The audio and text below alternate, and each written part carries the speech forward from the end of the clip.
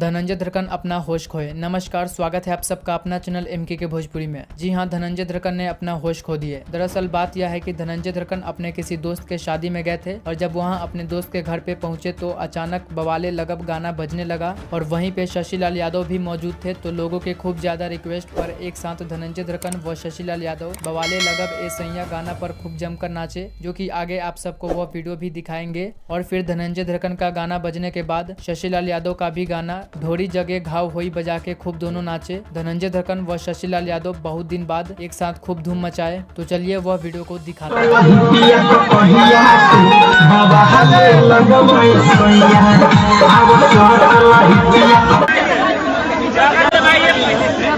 थोड़ा आप लोग साइड हो जाइएगा, एक बार भीड़ कर दे रहा, अच्छा नहीं लग रहा है।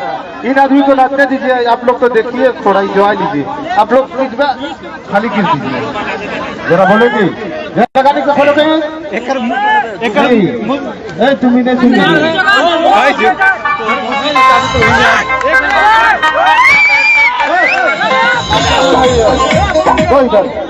थोड़ी के नीचे घाव है तो शशि लाल यादव